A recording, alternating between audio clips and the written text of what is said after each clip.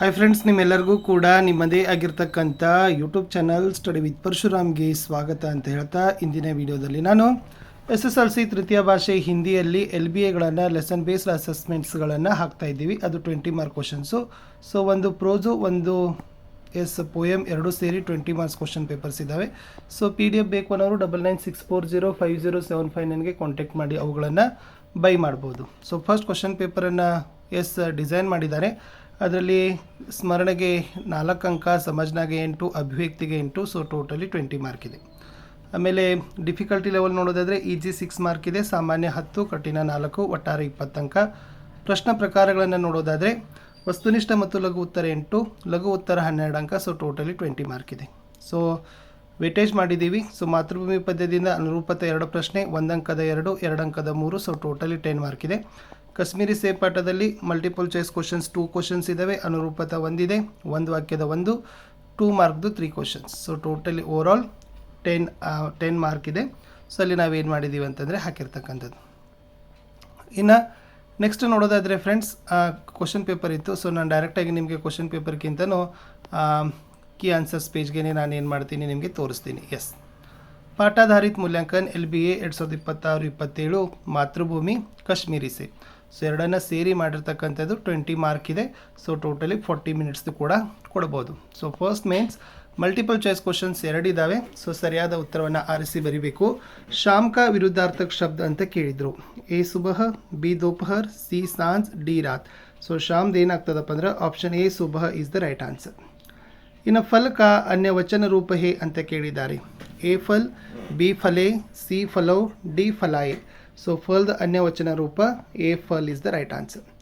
ಇನ್ನು ಅನುರೂಪತ ಒಟ್ಟು 3 ಇದ್ದಾವೆ. ಸೊ ಪ್ರತಿಯೊಂದಕ್ಕೆ 1 ಅಂಕ, ಒಟ್ಟು 3 ಪ್ರಶ್ನೆ 3 ಅಂಕ. ವಸಿಯತ್ ನಾಟಕ ಆದರೆ ಚಿತ್ರಲೇಖ ಡ್ಯಾಶ್ ಕೇಳಿದ್ದಾರೆ. ಉಪನ್ಯಾಸ ಪತಾಕ, ನ್ಯಾಯಕ ಪ್ರತೀಕ ಆದರೆ ದೀಪ ಅನ್ನೋದು ಕೇಳಿದ್ರು. ಜ್ಞಾನಕ ಪ್ರತೀಕ. ಇಂಟರ್ನೆಟ್ ಕ್ರಾಂತಿ ಪಾಠ ನಿಬಂಧ ವಿಧಾದಲ್ಲಿದ್ದರೆ ಕಾಶ್ಮೀರಿ ಸೇ ಪಾಠದ ವಿಧ ಕೇಳಿದರು. ಸೊ ಕಹಾನಿ ಅಂತ ನೀವು ಬರೆದ್ರೆ ಸೊ ನಿಮಗೆ ಏನು ಮಾಡ್ತೀರಪ್ಪ ಅಂದರೆ ಅಂಕಗಳನ್ನು ಕೊಡ್ತಾರೆ. Next 3 marker question. 1 marker question 3 ಇದ್ದಾವೆ, ಪ್ರತಿಯೊಂದಕ್ಕೂ 1 ಅಂಕ. ಪ್ರಶ್ನೆ 6, ಕವಿ ಕಿಸೆ ಪ್ರಣಾಮ್ ಕರ್ ರಹೆ ಹೈ ಅಂತ ಕೇಳಿದ್ದಾರೆ. So the right answer is ಕವಿ ಮಾತೃಭೂಮಿ ಕೋ ಪ್ರಣಾಮ್ ಕರ್ ರಹೆ ಹೈ. ಇನ್ನು 7th ಭಾರತ್ ಮಾ ಕೆ ಹಾಥೋ ಮೇ ಕ್ಯಾ ಹೈ ಅಂತ ಕೇಳಿದ್ದಾರೆ. ಸೊ ಭಾರತ್ ಮಾ ಕೆ ಹಾಥೋ ಮೇ ನ್ಯಾಯ ಪತಾಕ ಅವ್ರ ಜ್ಞಾನ ದೀಪ ಹೈ. 8th ಲೇಖಕ ಜಿ ಕ್ಯೂ ಲಲ್ಚಾಯ ಅಂತ ಕೇಳಿದ್ದಾರೆ. ದುಕಾನ್ ಪರ್, ಬಹುತ್ ಅಚ್ಚೆ, ರಂಗದಾರ್, ಗುಲಾಬಿ ಸೇಬ್ ದೇಖಕರ್ ಲೇಖಕ ಜಿ ಲಲ್ಚಾಯ ಅಂತ ಬರೆದ್ರೆ ಸಾಕು. ಇನ್ನು 2 ಅಂಕದೇ 6 ಪ್ರಶ್ನೆಗಳನ್ನ ಕೇಳಿದ್ದೀವಿ. ಸೊ ಒಟ್ಟಾರೆ 12 ಅಂಕಗಳು ಇದ್ದಾವೆ. ಫಸ್ಟ್ ಕವಿ ಭಾರತ್ ಮಾತಾ ಕೋ ಅಮರೋಂ ಕಿ ಜನನಿ ಕ್ಯೂ ಕಹತೆ ಹೈ ಅಂತ ಕೇಳಿದ್ದಾರೆ. So the answer is Bharat माता अमरों की जननी है क्योंकि उसके हृदय में गांधी, बुद्ध और राम शायित है. प्रश्न 10, कश्मीरी सेब पाठ से आपको क्या सीख मिलती है ಅಂತ ಕೇಳಿದ್ದಾರೆ. यस, अगर खरीदारी करते समय सावधानी नहीं बरते तो धोखा खाने की संभावना होती है ಅಂತಕ್ಕಂಥ ಒಂದು ಮಾತು ಬುದ್ಧಿವಂತಿಕೆ ನಮಗೆ ಏನಾಗ್ತದಪ್ಪ ಅಂದ್ರೆ ಈ ಕಾಶ್ಮೀರಿ ಸೇಬ್ ಪಾಠದಿಂದ ನಮಗೆ ಗೊತ್ತಾಗ್ತದೆ.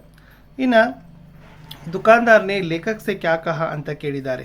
ओके, सो दुकानदार ने लेखक से कहा कि बाबूजी बड़े मज़ेदार सेब आए हैं, खास कश्मीर के, आप ले जाए, खाकर तबीयत ठीक हो जाएगी. ಸೊ ಸ್ವಾಮಿ ತುಂಬ ರುಚಿಕರವಾದ ಸೇಬು ಬಂದಿವೆ, ಅದು ಕೂಡ ವಿಶೇಷವಾಗಿ ಕಾಶ್ಮೀರದಿಂದ. ಓಕೆ, ಇದನ್ನು ತೆಗೆದುಕೊಂಡು ಹೋದರೆ ಖಂಡಿತವಾಗಿ ನಿಮ್ಮ ಆರೋಗ್ಯ ಸುಸ್ಥಿರವಾಗ್ತದ, ಸದೃಢವಾಗ್ತದ ಅಂತಕ್ಕಂಥ ಮಾತನ್ನು ಅಂಗಡಿಯವನು ಲೇಖಕನಿಗೆ ಹೇಳ್ತಾನೆ ಅನ್ನೋದು ಇತ್ತು.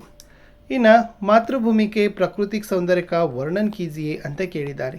ಇಲ್ಲಿ ಫಸ್ಟ್ ಪಾಯಿಂಟ್ ಏನು ಬರೀಬೇಕಪ್ಪ ಅಂದ್ರೆ ಮಾತೃಭೂಮಿಗೆ ಖೇತ ಹರೇ ಬರೆ और सुहाने हैं, वन उपवन फल फूलों से भरा हुआ है.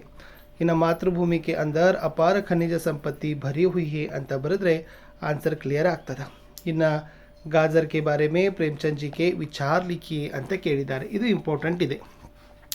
गाजर तो पहले गरीबों के पेट भरने की चीज़ थी, अमीर लोग तो इसका हलवा बनाकर खाते हैं. गाजर में बहुत विटामिन है, इसलिए इसे खाने की मेज़ पर स्थान मिला है. ಸೊ ಗಜ್ಜರೆ ಬಡವರ ಹೊಟ್ಟೆ ತುಂಬಿಸುವ ವಸ್ತುವಾಗಿತ್ತು. ಶ್ರೀಮಂತ ಜನರು ಗಜ್ಜರೆಯ ಹಲ್ವಾವನ್ನು ಮಾಡಿ ಏನು ಮಾಡ್ತಾರಪ್ಪ ತಿಂತಾರೆ. ಗಜ್ಜರಿಯಲ್ಲಿ ತುಂಬ ವಿಟಮಿನ್ಗಳಿದ್ದಾವೆ, ಅದಕ್ಕಾಗಿ ತಿಂತಕ್ಕಂಥ ಮೇಜಿನ ಮೇಲೆ ಅದಕ್ಕೆ ಸ್ಥಾನ ಲಭಿಸಿದೆ ಅನ್ನೋದನ್ನು ನೀವು ಬರಿಬೇಕು. ಇನ್ನು मातृभूमि के स्वरूप कैसे सुशोभित है ಅಂತ ಕೇಳಿದ್ದಾರೆ. ಇಲ್ಲಿ मातृभूमि के एक हाथ में न्याय पताका और दूसरे हाथ में ज्ञान दीप है. मातृभूमि अमरों की जननी है, इसके हृदय में ಗಾಂಧಿ ಬುದ್ಧ और ರಾಮ ಶಾಯಿತ ಹೈ ಅಂತ ಬರೆದ್ರೆ ಸಾಕು. ಸೊ ಮಾತೃಭೂಮಿಯ ಒಂದು ಕೈಯಲ್ಲಿ ನ್ಯಾಯದ ಧ್ವಜ ಇದೆ, ಇನ್ನೊಂದು ಕೈಯಲ್ಲಿ ಜ್ಞಾನದ ದೀಪ ಇದೆ. ಸೊ ಮಾತೃಭೂಮಿ ಅಮರ ವೀರರ ಒಂದು ತಾಯಿ ಅಂತ ಕರಿತೀವಿ. ಈಕೆಯ ಹೃದಯದಲ್ಲಿ ಗಾಂಧಿ ಬುದ್ಧ ಮತ್ತು ರಾಮರು ಅಲಂಕೃತವಾಗಿದ್ದಾರೆ ಅಂತ ಬರೆದ್ರೆ ಸೊ ಪ್ರಶ್ನೆ ಉತ್ತರ ಕಂಪ್ಲೀಟ್ ಆಗ್ತದೆ. ಇಷ್ಟು ಈ ಒಂದು ಮಾತೃಭೂಮಿ ಮತ್ತು ಕಾಶ್ಮೀರಿ ಪಾಠ ಸೇರಿ ನಾನು LBAನ ಮಾಡಿದ್ದೆ.